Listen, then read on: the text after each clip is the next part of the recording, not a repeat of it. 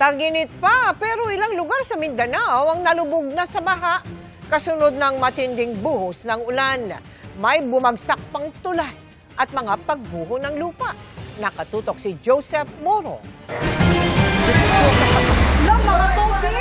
Lumutang na ang sasakyang yan sa Dumanlas Road, Buhangin, Davao City kagabi. Naglutaw sila! Tumirik ito matapos subukan ng driver na suungin ng mataas na baha. Napilitan na lumabas mula sa bintana ang driver at isang pasahero bago sila umakyat sa bubong ng sasakyan. Ligtas na sila matapos tulungan ng ilang residente. Nagmistulang ilog naman ang maraming kalsada sa Barangay Tolomo. Sa taas ng baha, umabot ng hanggang baywang ang tubig sa ilang lugar. Pinasok na rin ng tubig ang mga bahay ng National Housing Authority o NHA. Pagsikat ng araw, makapal na putik at mga sirang gamit ang bumungad sa mga residente. Isod kaya mong sitwasyon karon diri sa Purok 38 kay unsa mi oras tulog, wala mi mga bugas, abo mga rep, mga TV, wala tanan. Di naman madaanan ang tulay na ito sa Purok 2, Barangay Calyawa, Buhangin District. Bumigay ang tulay kaninang madaling araw kasunod ng malakas na ulan kagabi. Mahigit 7,000 residente ang apektado ng pagbagsak ng tulay na nag-uugnay sa Barangay Calyawa at Barangay Mandug. Yan din ang alternatibong ruta ng mga biyaheng Kalinan, Buhangin at Downtown Davao City. Habang hinihintay ang assessment ng mga otoridad, pinapayuhan ng mga motorista na umiwas muna sa lugar.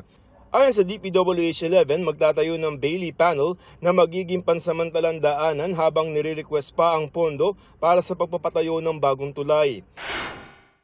Natagpuan namang lumulutang malapit sa kanyang bahay sa New San Isidro, Barangay Buhangin ang katawan ng isang 21 anyos na lalaki. Sinubukan pa siyang iligtas pero hindi na naagapan. Pinaniniwalaang na kuryente ang biktima saka nalunod. Binahari ng St. Mary of the Perpetual Rosary Parish sa kaparehong barangay. Sa Barangay Matina, Pangi, nasayang ilang sako ng bigas at feeds matapos mababad sa baha.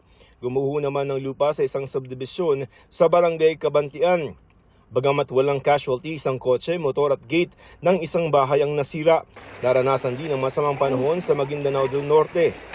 Hala, grabe Sa bayan ng Northern Kabuntalan, halimbawa, nalubog ang ilang lugar, kabilang ang mga taniman ng palay, mais at gulay. Ilang residente rin ang napilitang lumikas. Ayon sa Pag-asa, Easterlies Intertropical Convergence Zone o ITCZ at thunderstorms ang nakakaapekto sa iba't ibang bahagi ng Mindanao. Yan din ang nagpapaulan ngayong araw sa ilang bahagi ng North Cotabato.